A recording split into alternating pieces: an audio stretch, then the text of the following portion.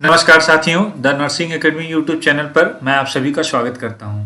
दोस्तों, एक नया नोटिफिकेशन मैं लेकर आया हूं आप लोगों के लिए। आप स्क्रीन पर देख सकते हैं, एक नया नोटिफिकेशन यह है जो अखिल भारतीय आयुर्विज्ञान संस्थान भोपाल अर्थात all India institute of medical sciences Bhopal द्वारा पब्लिश किया गया है। आप इसका नोटिफिकेशन डेट दे सकते हैं, एडवर्टाइजमेंट नंबर ये RC/2023/7107 ये इसका लेटर नंबर है और डेट आप देख सकते हैं 27 दिसंबर 2023 को यह नोटिफिकेशन रिलीज किया गया है।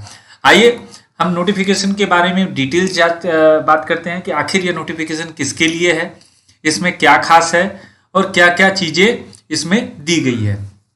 जैसा कि आप सब्जेक्ट दे सकते हैं, documents verification for eligibility criteria oblique original documents for provisionally selected candidates for different group B and C non faculty post in AIIMS Bhopal. अभी आप लोगों को पता होगा कि एम्स दिल्ली द्वारा कंबाइंड रूप से ग्रुप बी और सी नॉन फैकल्टी पोस्ट के लिए कुछ पदों पर रिक्रूटमेंट नोटिफिकेशन जारी किए गए थे और उस रिक्रूटमेंट नोटिफिकेशन के अनुरूप एग्ज़ाम किया गया था, एग्ज़ाम कंडक्ट किया गया था, जिसका रिजल्ट एम्स न्यू दिल्ली ने पब्लिश कर दिया।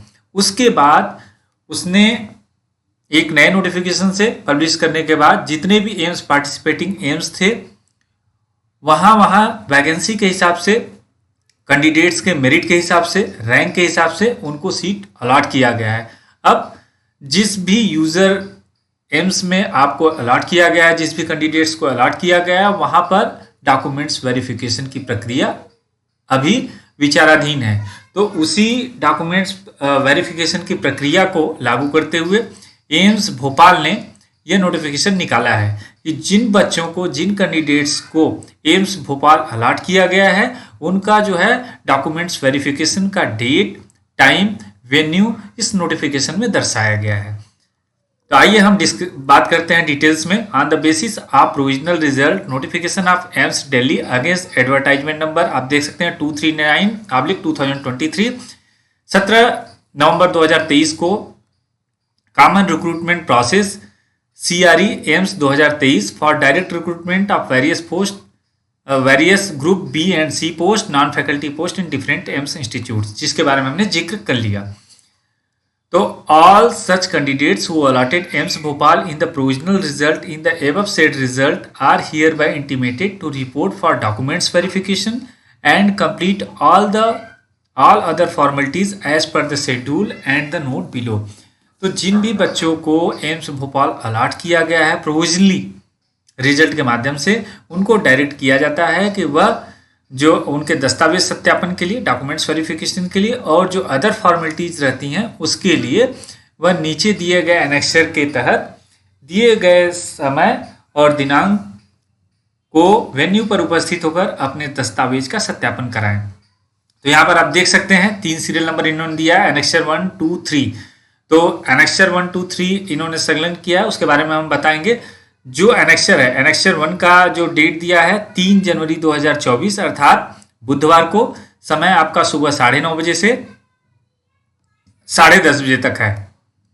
वैसे ही एनेक्सर 2 का है 4 जनवरी 2024 को बृहस्पतिवार को सेम समय, और एनेक्सर 3 का जो है 5 जनवरी 2024 को फ्राइडे को 9:30 से 10:30 बजे तक है।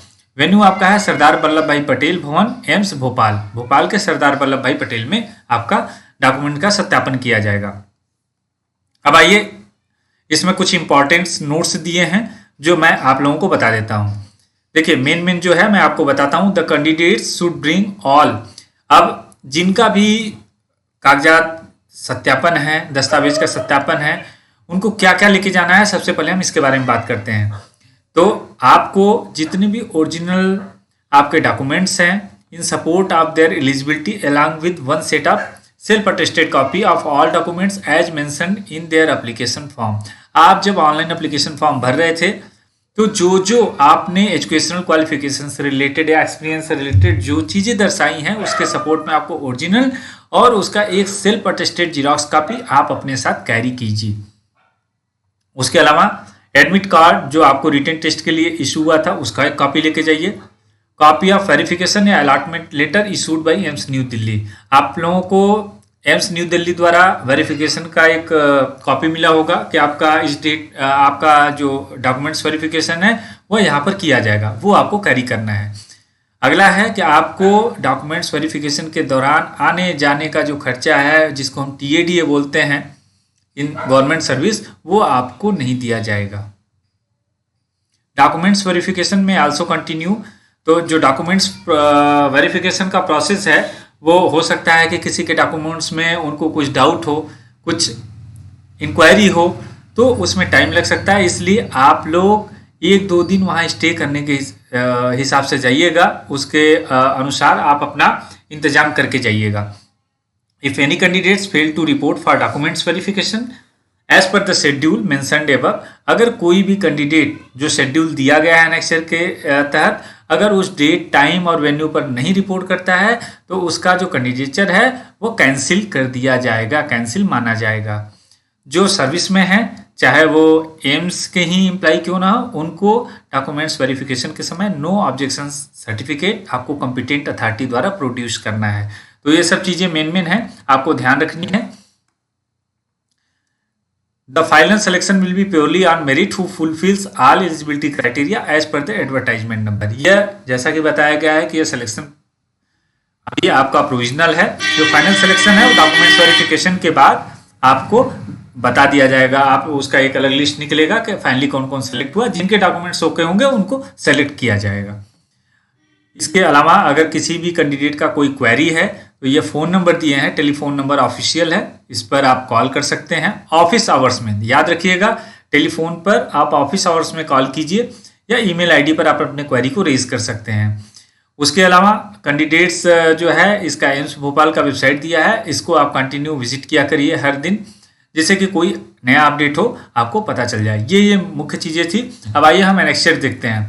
तो साथियों, जो फर्स्ट एनेक्सर 1 है वह सीनियर नर्सिंग अफसर के लिए है। टोटल यहाँ पर आप देख सकते हैं सीरियल नंबर है, रोल नंबर है, जेंडर है, कैटेगरी है, अलॉटेड कैटेगरी, आप किस कैटेगरी से बिलोंग करते हैं और किस कैटेगरी में आपका सिलेक्शन हुआ है, कौन सा कैटेगरी आपको अलॉट हुआ है, उस हिसाब से आपको पूरे डॉक्यूमेंट्स तैयार करके लेके जाने हैं।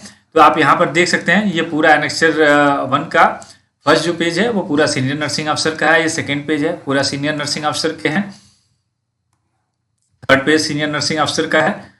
फोर्थ पेज दूसरे पोस्ट के लिए डाइटिशियन का है, जूनियर अकाउंट्स अफसर का है, इससे हमें नहीं मतलब है।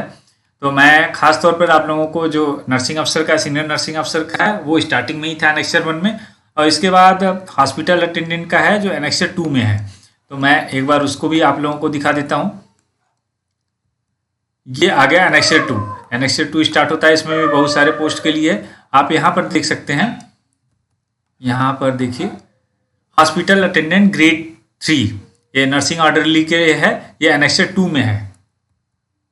तो जो भी कैंडिडेट जिस भी पोस्ट के लिए अप्लाई किए थे वो उस हिसाब से एनेक्सर के हिसाब से हमने डेट, टाइम, वेन्यू बता दिया है।